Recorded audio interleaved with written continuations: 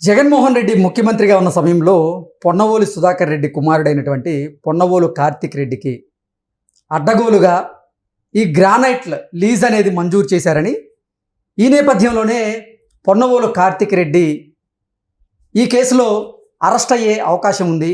పొన్నవోలు కార్తిక్ రెడ్డి ఈ granite lease వ్యవహారంలో కొన్ని అవకతవకలు, అవినీతికి పాల్పడ్డారు అనేటువంటి ఆరోపణలు ఇప్పుడు గుప్పుమంటున్నటువంటి నేపథ్యంలో అసలు పొన్నవోలు కార్తిక్ రెడ్డి ఏం చేశారు, ఆయన మీద ఇటువంటి కేసులు నమోదయ్యాయి, ఆయన ఏ కేసులో అరెస్ట్ కాబోతున్నారు అనేది మనం విశ్లేషణ చేసుకునేటువంటి ప్రయత్నం చేద్దాం. ప్రస్తుతం మనతో పాటున్నారు ప్రముఖ రాజకీయ విశ్లేషకులు, ప్రముఖ సీనియర్ జర్నలిస్ట్ దుర్గా వడ్లమణి గారు. వారితో మాట్లాడదాం. దుర్గారు, హాయ్ అండి. నమస్తే అండి. హాయ్. జగన్మోహన్ రెడ్డి సీఎంగా ఉన్నటువంటి సమయంలో పొన్నవోలు సుధాకర్ రెడ్డి కుమారుడైనటువంటి పొన్నవోలు కార్తిక్ రెడ్డికి అడ్డగోలుగా గ్రానైట్ లీజు మంజూరు చేశారని, ఈ గ్రానైట్ లీజ్ వ్యవహారంలో పొన్నవోలు కార్తిక్ రెడ్డి కొన్ని అవకతవకలకు, అవినీతికి పాల్పడ్డారు కాబట్టి ఆయన్ని త్వరలో ఆంధ్రప్రదేశ్ పోలీసులు అరెస్ట్ చేయబోతున్నారనేటువంటి వార్త ఇప్పుడు సోషల్ మీడియాలో చక్కర్లు కొడుతుంది. దీని మీద మీ విశ్లేషణ ఏంటి? ఇప్పుడు మీరు చెప్పినట్టుగా ఇప్పుడు ఏపీ ఎండిసి తీసుకున్నామంటే అక్కడ ఇప్పుడు ఒక్కొక్క శాఖకి మనం అంటే గతంలో కూడా చెప్పుకున్నామండి. జగన్మోహన్ రెడ్డి గారు తనకి కావాల్సిన వాళ్ళని కేంద్ర సర్వీసుల నుంచి కూడా తెచ్చుకున్నారు. అట్లా వెంకటరెడ్డి గారిని తీసుకొచ్చారు. దీనికి తెచ్చాక ఈయన పెద్దిరెడ్డికి మాత్రం చాలా అంటే ఆయనకు అనుకూలంగానే పనిచేశారు ఈ వెంకటరెడ్డి గారు. ఓకే. నిన్న మనం చెప్పుకున్నట్టుగా మొత్తం 108 మంది రెడ్లను తీసుకొచ్చాడు ఆయన, అంటే అన్ని శాఖలు కలిపి ఆల్మోస్ట్. సో అందులో ఈ వెంకటరెడ్డి గారు ఒకరు. ఈయన ఏం చేశారంటే ఇప్పుడు ఏపీఎంఐడిసి ఏదైతే ఉందో వాళ్ళు మామూలుగా ఈ లీజులకి వాళ్ళు వేస్తారు, బిడ్డింగ్ వేస్తారు. వేస్తే ఈ పెద్దిరెడ్డి తన బంధువుల చేత వేయించాడు 2019లో.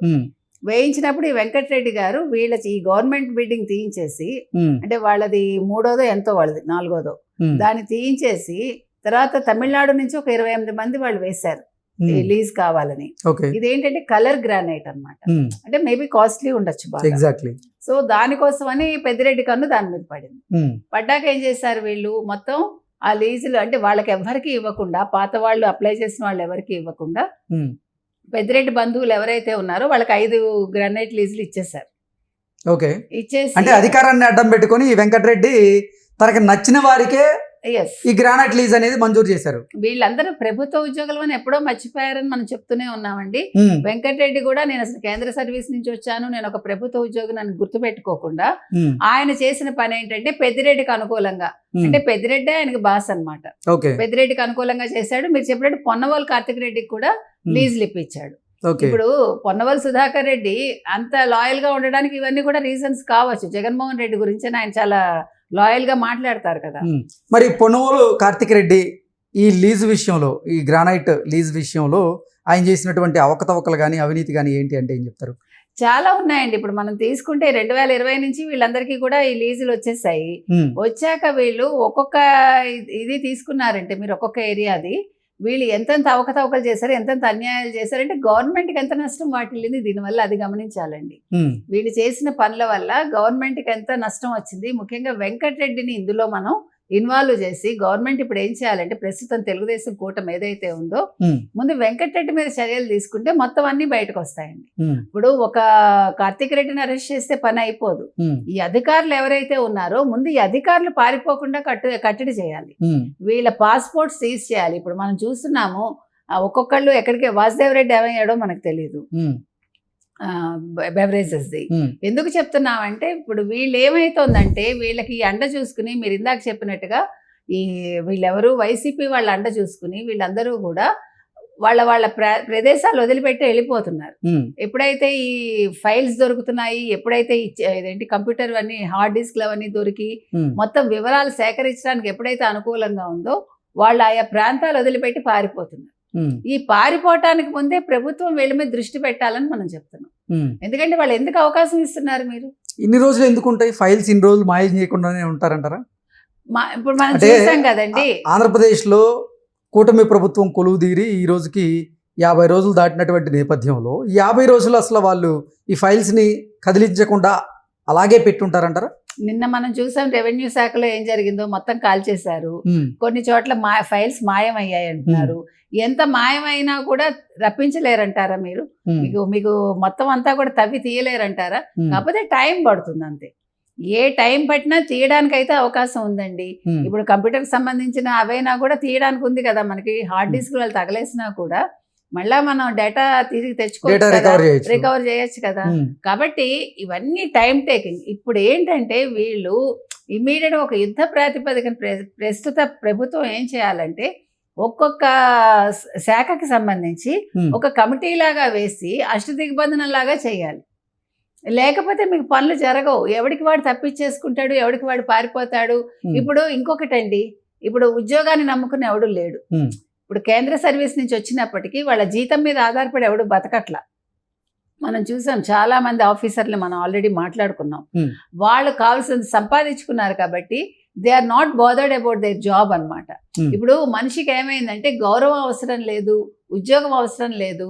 మనం ఈ శాఖకు వచ్చాము, మనం సంపాదించుకోగలం, మనం ఎన్ని తరాలకు మనం నిలవేసుకోగలం, సరే ఈ జాబ్ పోతే ఏంటి ఉంటే ఏంటి అనే ఒక ధోరణికి వచ్చారు ఉద్యోగస్తులు. మీరు గమనించారంటే, లేకపోతే ఐఏఎస్ ఐపీఎస్ ఎప్పుడైనా ఈ రకంగా ఉన్నారండి ఏ ప్రభుత్వంలోనైనా? ఇంత ఘోరంగా తప్పులు చేయలేదని మనం అంటల్లా, కానీ ఇంత అవినీతి, ఇంత అక్రమాలు, ఇన్ని తప్పులు చేసిన ఆఫీసర్లు చాలా తక్కువ గతంలో కంపారిటివ్గా.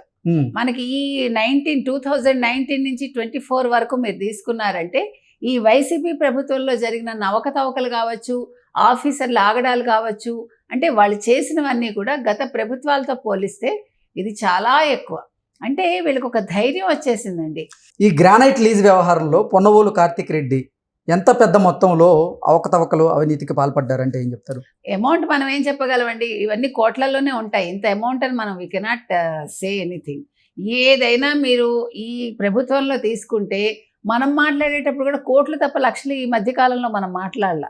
ఏ అంశంలో కూడా కోట్లు కాదు, వేల కోట్లు, మేబీ 100 కోట్లు 1000 కోట్లకే వెళ్తున్నాం మనం. అంటే మన నోట్లో ఆ పదాలు అవే వస్తున్నాయి. అంటే వీళ్ళు చేసిన అక్రమం కావచ్చు, అవినీతి కావచ్చు, వాట్ ఎవర్, అవన్నీ కూడా మనం లెక్క కట్టలేనంత ఎక్కువగా ఉందన్నమాట అది. కాబట్టి ఎంత చేశాడు ఏంటి అనే కంట చేసిన దాన్ని ఎట్లా రికవరీ చేస్తారు, దీన్ని ఏ రకంగా వాళ్ళు సరిదిద్దుతారు, ఇప్పుడు పెద్దిరెడ్డిని ఎట్లా వాళ్ళు బయటకు తీసుకొస్తారు. ఇప్పుడు పెద్దిరెడ్డి అనేవాడు అక్కడ పాతుకుపోయాడు, ఇప్పుడు అక్కడి నుంచి తిరుపతికి వచ్చి అక్కడ చూద్దామని అనుకుంటున్నాడు. ఇప్పుడు ఏంటి, పెద్దిరెడ్డి రామచంద్రారెడ్డి కుటుంబం అలాగే పొన్నువోలు కార్తిక్ రెడ్డి ఇద్దరు కలిసి ఈ గ్రానైట్ లీజ్ వ్యవహారాన్ని నడిపించారా? అంటే పెద్దిరెడ్డి నడిపించాడండి, పెద్దిరెడ్డి తరఫున వెంకటరెడ్డి నడిపించాడు. కాకపోతే వాళ్ళకి కావాల్సిన వాళ్ళకి వాళ్ళు సహాయం చేస్తారు. పొన్నవోలు కార్తిక్ రెడ్డి పాత్ర ఏంటి? పొన్నవాళ్ళకి ఒక లీజ్ ఇచ్చారు అంతే, ఒక గ్రానైట్ లీజ్ అతనికి కూడా ఇచ్చారు అంతే. కాబట్టి అక్కడ అతను ప్రత్యేక పాత్ర అంటే ఇప్పుడు మరి పొన్నవోలు సుధాకర్ రెడ్డికి కావాల్సిన వాడు కాబట్టి, సొంత కొడుకు కాబట్టి ఇక్కడ ఆ రకంగా వచ్చి, అంటే ఇతను ఎంత లోపల ఎంత ఇన్వాల్వ్ అయి ఉన్నాడో ఇంకా బయటకు రావాలి మనకి.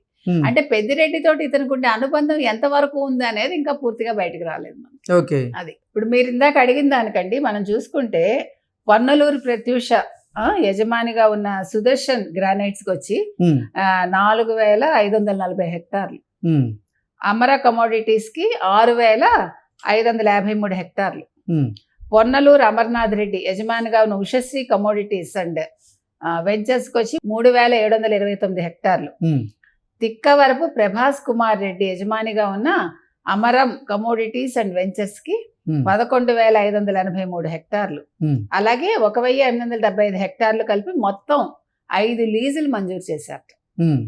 వీళ్ళ క్యాపిటల్ ఇన్వెస్ట్మెంట్ కింద ఈ లీజులు మంజూరు చేస్తున్నట్లు ఉత్తర్వుల్లో పేర్కొన్నారు. అంటే దీన్ని బట్టి మీరు చూడండి, 5 లీజులకి మైనింగ్ ప్లాన్ ఆమోదించి పర్యావరణ అనుమతులు కూడా ఇచ్చేసారట. అంతేకాదు లీజు కూడా మంజూరు చేసేసారు. అంటే ఎటువంటి వెరిఫికేషన్స్ లేకుండా వాళ్ళు వెంటనే చకచక అన్ని ఉత్తర్వులు ఇచ్చేసారు వాళ్ళు. ఇంక ఇంతకంటే ఘోరమే ఉంటుందండి. ఇదంతా మన వెంకటరెడ్డి గారి కన్సర్న్లో జరిగింది. ఇవన్నీ ఏంటి, పెద్దిరెడ్డి రామచంద్రారెడ్డి సంబంధించిన ఆయన కావాల్సిన ఆయన బంధువర్గానికి మన 5 లీజులు అన్నాం కదండి, 5 గ్రానైట్ లీజులు ఇచ్చేసారు ఆ రకంగా.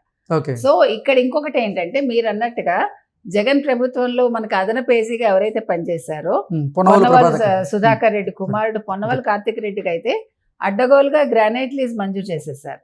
ఈయనకి ఎక్కడిచ్చారంటే మదనపల్లి మండలంలోని బండకిందపల్లి వద్ద 2 హెక్టార్లో కలర్ గ్రానైట్ లీజ్ ఇచ్చారు.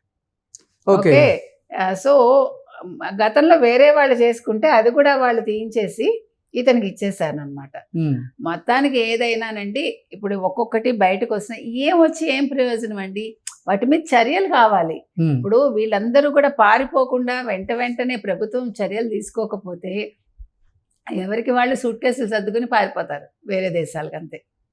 Okay madam, thank you so much.